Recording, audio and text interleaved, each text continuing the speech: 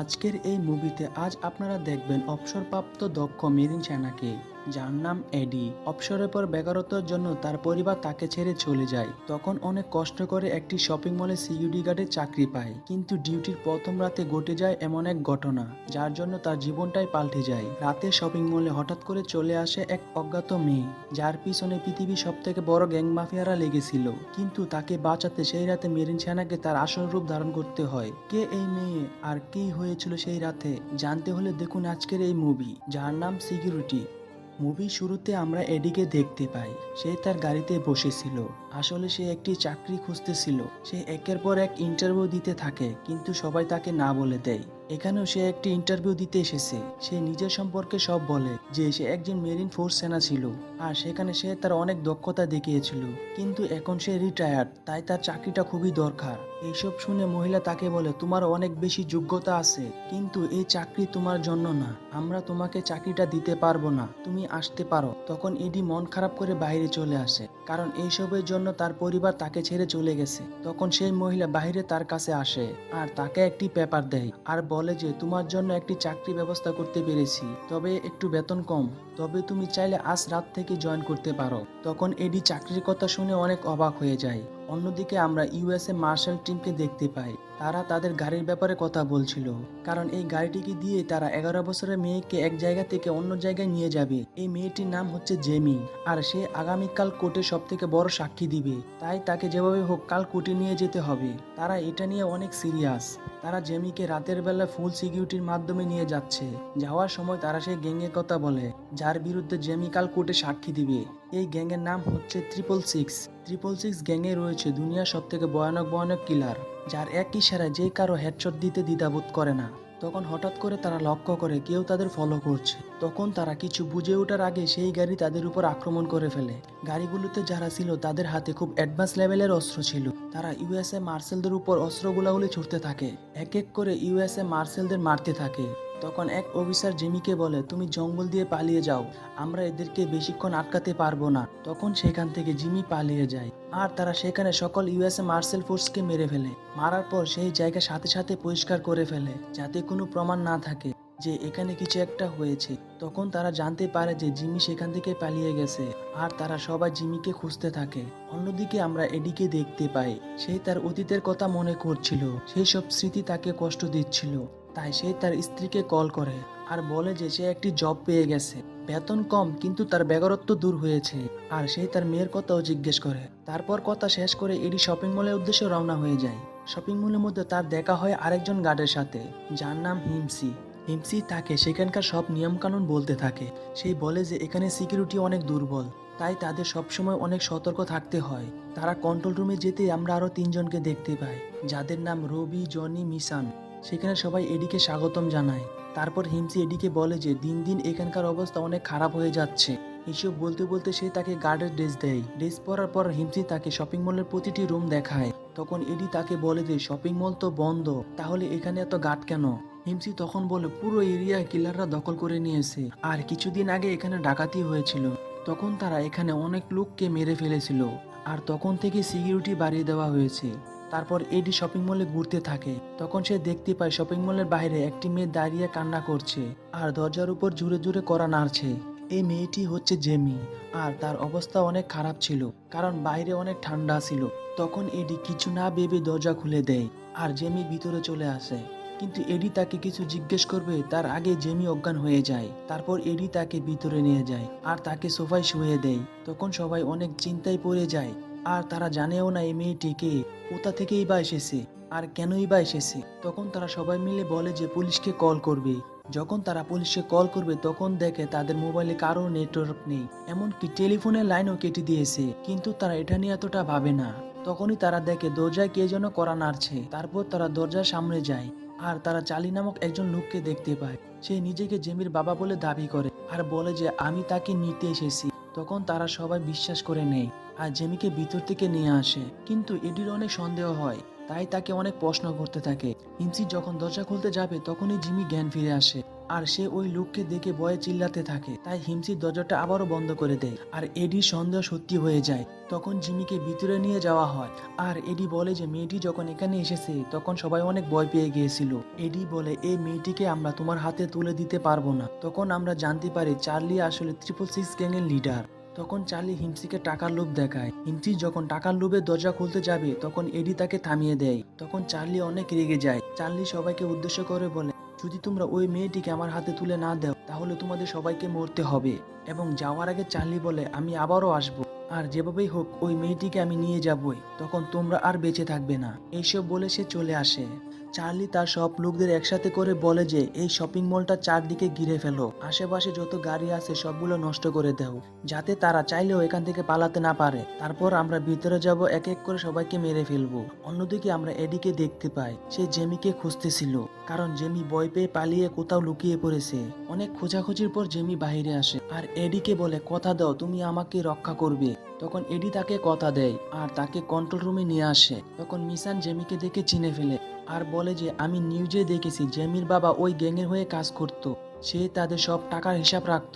কিন্তু একটা সময় সে বলে যে সে তাদের গ্যাংয়ে আর কাজ করবে না, সে পুলিশকে সব বলে দিতে চায়, কিন্তু তখনই তাকে মেরে ফেলা হয়।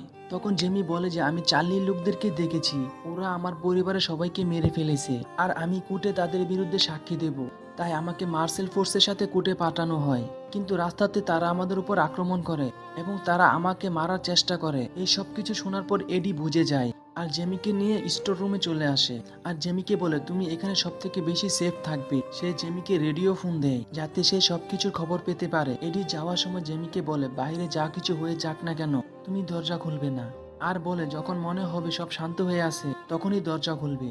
এটা বলে সে সেখান থেকে চলে আসে আর তারা সবাই মিলে সিসিটিভি ফুটেজ দেখতে থাকে। তারা দেখতে পায় যে সেখানে ধীরে ধীরে অনেক গুন্ডা একত্রে হচ্ছে। তখন সব গার্ডরা ভয় পেয়ে যায়। তখন তাদের মধ্যে একজন বলে যে তারা সরকারি এজেন্টকে মেরে ফেলেছে আর আমরা তো সাধারণ গার্ডস মাত্র, ওরা আমাদের সবাইকে মেরে ফেলবে। তখন এডি তাদেরকে বলে যে সে আগে মেরিন আর্মি ছিল, সে জানে যে এইসব লোকদের কিভাবে হ্যান্ডেল করতে হয়। তখন তারা কিছুটা সাহস পেয়ে যায় আর তারা প্রস্তুত নেয় লড়াই করার জন্য। তখন তারা সবাই মিলে শপিং মলে জিনিসপত্র দিয়ে দরজার সামনে আটকে রাখে যাতে করে শত্রুরা ভিতরে না আসতে পারে। এদিকে চার্লি সে তার প্ল্যান মতো রেডি। সে একজন স্নাইপারকে জায়গা মতো বসায় যে তাকে প্রতি মুহূর্তে খবর দিবে আর শপিং মল থেকে কেউ বাইরে আসলেই তাকে মেরে ফেলবে। তারপর তারা একটি গাড়ি দিয়ে শপিং মলের ভিতরে যাওয়ার চেষ্টা করে। এইদিকে এডি তার প্ল্যান মতো ছাদের উপর থেকে একটি সোফায় আগুন লাগিয়ে গাড়ির উপরে ফেলে দেয়। তখন স্নাইপার তাদের উপর গুলি ছুড়তে থাকে। তখন এই সুযোগে একজন শপিং মলের ভিতরে ঢুকে যায়। ভিতরে এসে সে হিমসির উপর হামলা করে। হিমসি লোকটার সাথে লড়াই করে কিন্তু হিমসি তার সাথে পেরিয়ে উঠছিল না। ঠিক তখনই রবি তাকে সাহায্য করে, মানে লোকটিকে মেরে তাকে বাঁচিয়ে নেয়। এইদিকে চার্লি বাইরে থাকা সবকিছু ঠিক করে নেয় যাতে কোনো প্রমাণ না থাকে আর সে চায় না এখানে পুলিশ চলে আসুক। অন্যদিকে এডি সবার সাথে বসে প্ল্যান করছে আর ভাবছে তাদের পরের অ্যাটাক কেমন হবে। ঠিক তখনই সেখানে জেমি চলে আসে। সে বলে আমি তোমাদেরকে সাহায্য করতে চাই। এদিকে চার্লির লোকেরা ভিতরে চলে আসতে লাগে কারণ তারা একটি এন্ট্রি পয়েন্ট ভেঙে দিয়েছিল। তারা ভিতরে আসতে তখন একটা খেলনার গাড়ি তাদের সামনে চলে আসে আর গাড়িটি জেমি অপারেট করছিল যাতে সে তাদের পথ বস্ট করতে পারে। কিন্তু চার্লি সতর্ক হয়ে যায়। সে তার লোককে বলে আগে জিমিকে মারতে হবে আর যে তাকে মারতে পারবে তাকে অনেক পুরস্কার দেওয়া হবে। তখন সবাই আস্তে আস্তে ভিতরে যাওয়ার চেষ্টা করে। এদিকে এডি তাদের জন্য সব দিকে ফাঁদ পেতে রেখেছিল আর তারা সেই জালে ফাঁসতে লাগে। অন্যদিকে আমরা মিশানকে দেখতে পাই, সে একজন শত্রুকে ইলেকট্রিক শক দিয়ে মেরে ফেলে আর তার কাছ থেকে বন্দুক নিয়ে সে অন্যজনকে গুলি করে মেরে ফেলে। তারপর সে এডিকে কল করে। এডি তাকে বলে যে সে যেখানে আছে যাতে করে সে সেখানেই থাকে। এডি বলে আমি তোমার কাছে আসতেছি। এডি যখন বাইর হয় তখন শত্রুপক্ষ তাকে দেখে ফেলে আর তার উপর গুলি ছুড়তে থাকে। এদিকে আমরা পুলিশের গাড়ি দেখতে পাই যেটা শপিং মলের পাশ দিয়ে যাচ্ছিল। পুলিশের গাড়ি যখন শপিং মলের সামনে এসে দাঁড়ায় তখন জনি সেটাকে দেখে ফেলে। সে টর্চ লাইট দিয়ে সিগন্যাল দিতে চেষ্টা করে কিন্তু লাইট নষ্ট হওয়ায় সে দরজার সামনে এসে সিগন্যাল দিতে চায়। ঠিক তখনই চার্লি সেই স্নাইপার তাকে হেডশট দিয়ে মেরে ফেলে। এটা দেখে এডি অনেক হতাশ হয়ে পড়ে। তখন এডি সবাইকে একসাথে হতে বলে। এদিকে চার্লি সব সিসিটিভিতে দেখছিল। সে বুঝতে পারে যে এডি আসলে সাধারণ মানুষ না, সে হয়তো কোনো ফোর্স হতে পারে। এদিকে তারা একত্র হওয়ার সময় হিমসির উপর আক্রমণ হয়। রবি হিমসিকে বাঁচাতে তার উপর একটি গুলি লাগে যার ফলে সে অনেক দুর্বল হয়ে যায়। এটা দেখে হিমসি অনেক কান্না করে, কারণ হিমসি তাকে অনেক পছন্দ করে। এইসব দেখে এডিও অনেক কষ্ট পায়। সে জিমির কাছে এসে বলে, তুমি কোথাও লুকিয়ে পড়ো। তখন জিমি তাকে বলে, যখন থেকে তারা তার বাবাকে মেরে ফেলেছে তখন থেকে সে এভাবে বয়ে বয়ে দিন কাটাচ্ছে, কারণ তখন থেকে 666 তার পিছু করছে। তখন এডি তাকে ভরসা দেয় যে সে তাকে কিছু হতে দেবে না। তারপর তারা সিসিটিভিতে দেখতে পায় যে সেখানে মার্শাল ফোর্সরা চলে এসেছে। এটা দেখে তারা অনেক খুশি হয়ে যায়। তখন এডির নজর যায় একটি কভার ভ্যানের মধ্যে। সে বুঝে যায় যে চার্লির হ্যাকার ওই ভ্যানের মধ্যে বসে আছে, আর এই হ্যাকার সব সিগন্যাল জ্যাম করে রেখেছে। তখন এডি সিদ্ধান্ত নেয় যে সে নিচে যাবে, আর সে নিচে চলে আসে। কিন্তু ততক্ষণে সব মার্শাল ভিতরে চলে আসে। তারা এডির উপর বন্দুক তাক করে। এডি তাদেরকে বোঝানোর চেষ্টা করে যে সে কিলার না। অন্যদিকে মিশান আর জেমির কাছে সব গুন্ডা চলে আসে, কিন্তু মিশান তাদের সাথে অনেক ভালোভাবে লড়তে থাকে। তখন মার্শাল দল এডিকে গ্রেফতার করতে যাবে, তখনই সে তাদের গাড়ে একটি ট্যাটু দেখতে পায়, আর সে বুঝে যায় যে তারা আসলে 666 এর সদস্য। এডি তখন নকল মার্শালদের উপর অ্যাটাক করে, কিন্তু তারা মিশনের উপর অনেক গুলি করে তাকে মেরে ফেলে। তখন এডি সে একটি কার নিয়ে বাইরে যাওয়ার চেষ্টা করে, যাতে সে সেই হ্যাকারকে মারতে পারে, আর যাতে এখানে সকল নেটওয়ার্ক ফিরে আসে, আর তখনই তারা পুলিশকে কল করতে পারবে। কিন্তু তখনই তার সামনে চলে আসে ডেড আইস। ডেড আইস হচ্ছে 666 এর সব থেকে ভয়ঙ্কর কিলার। সে এডির উপর অ্যাটাক করে দেয়, আর তাদের মাঝে হাড্ডাহাড্ডি লড়াই চলতে থাকে। ডেড আইস অনেক শক্তিশালী, কিন্তু এডি নিজের টেকনিক ইউজ করে তাকে বেহুশ করে দেয়। বাইরে গিয়ে সে ওই ব্যান্ডটাকে দেখে, আর তার মোটর বাইককে ওই ব্যান্ডের সাথে ক্রাশ করায়, আর ভিতর থেকে একটি বন্দুক নিয়ে নেয়। তখন স্নাইপার তার উপর অ্যাটাক করে। তখনই সেখানে ডেড আইস চলে আসে। তাকে এডি গুলি করে মেরে ফেলে, আর এডি স্নাইপারকে গুলি করে মেরে ফেলে। অন্যদিকে আমরা চার্লিকে দেখতে পাই। সে জেমিকে খুঁজতেছে।